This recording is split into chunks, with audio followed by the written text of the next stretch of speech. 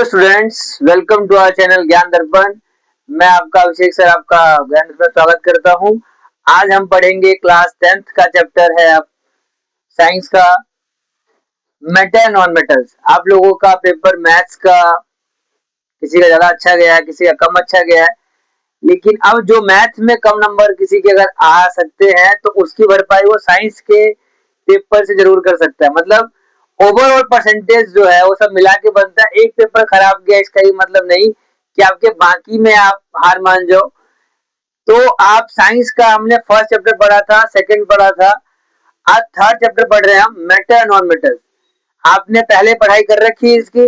आज आप ये देखो आपको अभी क्या क्या लर्न करके जाना है एग्जाम के लिए, बेसिकली रिवीजन के हिसाब से बता रहा हूँ।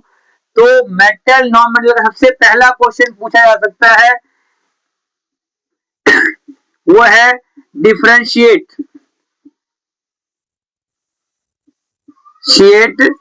Between metal and non metal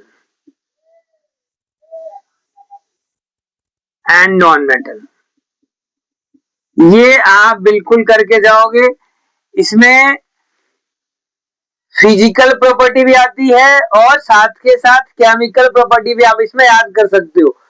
कुछ ऐसे जो आपको बता, सबसे पहला जो है आपका नोट, पहला आप आगे पीछे भी लिख सकते हो, नंबर मिल जाएगा। कंडक्टर होता है ये मेटल्स, मैं मेटल का बता रहा हूं, इसका उल्टा कर देना वो आपके नॉन मेटल का हो जाएगा।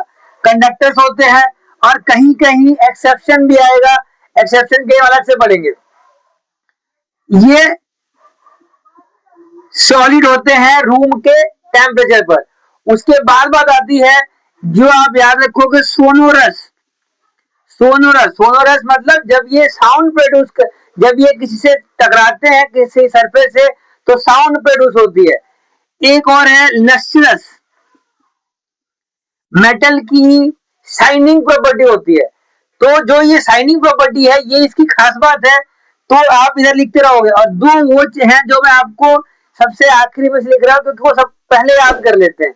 एक है आपका डक्टिलिटी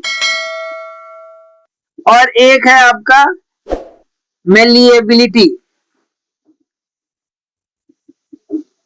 मतलब एक में आप वायर बनाते हो, एक में आप शीट बनाते हो। तो ये आपको ध्यान रखना, सबके आगे नोट लगा दोगे नॉन मेटल का हो जाएगा। तो आपको पहले तो ये पढ़ना है। उसके अलावा आप फिर पढ़ोगे आप रिएक्टिविटी सीरीज। ये जरूर याद रखना आप। इसमें एक रिएक्शन है जो आपको देखने को मिलेगा, वो है आपका डिस्प्लेसमेंट रिएक्शन, जो कि आपने फर्स्ट चैप्टर में पढ़ा है कि highly reactive element can displace least reactive element from their solution. अब ये आपको आपके बुक में गोल्ड को सबसे लीस्ट बता रखा है, जबकि प्लेटिनम भी होता है, लेकिन एनसीईआरटी मेंशन नहीं कर रखा, तो आप गोल्ड ही मान के चलो। गोल्ड से जस्ट ऊपर सिल्वर होता है। तो ये दो टॉपिक आपको बता दिए। एक और है इसका कि इसमें ही एक ऑक्साइड्स की बात आती है। मतलब जब केमिकल प्रॉपर्टीज जब पढ़ोगे, केमिकल प्रॉपर्टीज, उसमें ही आप पढ़ोगे मेटल जब भी कभी ऑक्साइड के साथ रिएक्शन करते हैं तो फॉर्म करते हैं मेटलिक ऑक्साइड्स। अब यहाँ एक चीज बता रहा हूं, मेटल के जो ऑक्साइड्स है यानी कि मेटल्स ऑक्साइड जो है इसका नेचर होता है बेसिक इन नेचर। ध्यान रखना इस चीज का, एमसीक्यू में आ सकता है, आप बेसिक पे निशान लगाना। दूसरा नॉन मेटल का क्या हो जाएगा, फिर नॉन मेटल का हो जाएगा, नॉन मेटल के ऑक्साइड कैसे होंगे, इसके एसिड है तो इसके हो जाएंगे, इसके बेसिक है इसके हो जाएंगे एसिड, एसिडिक इन नेचर। तो ये चीज आपको ध्यान रखना है। और साथ में क्यों बता रहा हूं, कुछ ऐसे हैं जो एम्फोटेरिक ऑक्साइड्स बनाते हैं, जिस एम्फोटेरिक ऑक्साइड्स, एम्फोटेरिक ऑक्साइड्स ये भी ये कौन बनाता है आपका, एल्यूमिनियम। तो इस चीज को याद रखना है, एल्यूमिनियम के ऑक्साइड कैसे होते हैं, एम्फोटेरिक इन नेचर। मतलब एम्फी मतलब ड्यूल, ये एसिड भी हो सकता है, ये बेस भी हो सकता है, दोनों के रिएक्शन कर जाते हैं ये। तो इस चीज को आपको ध्यान रखना है। इसके अगला टॉपिक बताता हूं अभी आपको। एम्फोटेरिक ऑक्साइड्स के बाद आपका एक रिएक्शन है, इसके अंदर बहुत से बच्चे इसको छोड़ देते हैं। वो रिएक्शन है आपका थर्मिट रिएक्शन। ये थर्मिट रिएक्शन कई बार बच्चे इसको पढ़ते ही नहीं है, आपके बुक में डायग्राम के साथ लिखा हुआ, ये बना हुआ वहां पे कि थर्मिट रिएक्शन का बेसिकली यूज पूछ लिया बाई चांस, वेल्डिंग में यूज करते हैं, आप ये ध्यान रखना। उसके बाद आप पढ़ोगे इसके अंदर एक्सेप्शन, ये छोड़ के मत जाना, 3-4 शब्द दे रखे हैं, जैसे most of metal solid at room temperature, but एक होता है ऐसा नॉन मेटल है, एक ऐसा मेटल है जिसका नाम है मरकरी।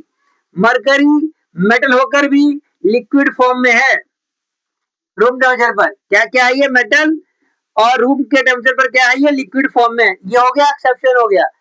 अभी मैं लिखा था कि मेटल्स जो है काफी सॉलिड होते हैं, लेकिन कुछ ऐसे होते हैं जिसको आप चाकू से काट सकते हो, बहुत सॉफ्ट होते हैं, बहुत सॉफ्ट।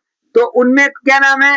एक सोडियम हो गया, एक पोटेशियम। मैं यहाँ नाम नहीं लिख रहा हूँ क्योंकि आप लोगों को सिंबल याद हो जाए। Na सोडियम का है, K पोटेशियम का है। उसके अलावा इनकी डेंसिटी काफी ज्यादा होती है मेटल्स की, बट कुछ ऐसे हैं जो हाथ पे रखते पिघल जाते हैं। वो कौन से हैं? गैलियम, सीजियम, ये है आपके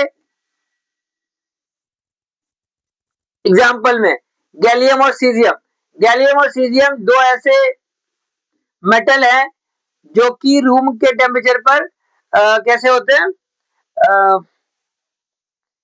ये हाथ पे रखते ही हाथ के हीट से ही पिघल जाते हैं, बहुत जल्दी पिघलते हैं गैलियम और सीजियम, तो इसे आपको याद रखना है। उसके बाद आती है बात टॉपिक इसके अंदर कि ये पढ़ने के बाद एक्सेप्शन आपको याद रखना है, और एक्सेप्शन में सिर्फ नॉन मेटल भी आ सकता है, जैसे मोस्ट ऑफ आपके नॉन मेटल नॉन लस्ट्रस होते हैं, लेकिन आयोडीन, आयोडीन आपका एक नॉन मेटल है, लेकिन इसके अंदर लस्ट्रस प्रॉपर्टी होती है।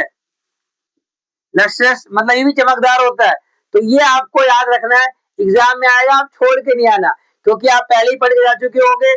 इसके बाद का टॉपिक आता है जिसमें ऐसा डायग्राम बना रखा है, इसमें एनोड और कैथोड, इसके बारे में पढ़ते डायग्राम आप जरूर बना के जाना। एग्जाम में अगर पूछेंगे तो आप बता देना कि कहाँ पे एक होता है एनोड मड। एनोड मड क्या होता है, इसके ऊपर क्वेश्चन पूछते हैं, तो ये आप पढ़ के जाओगे। इसके अलावा ये सारा पढ़ने के बाद कुछ एमसीक्यू है, वो मैं आपको पीडीएफ के फॉर्म में नेक्स्ट वीडियो में समझाऊंगा कि किस तरीके से आपको उसको याद करना है, और इसमें मेटल में आपको ये सब कुछ याद करके जाना है।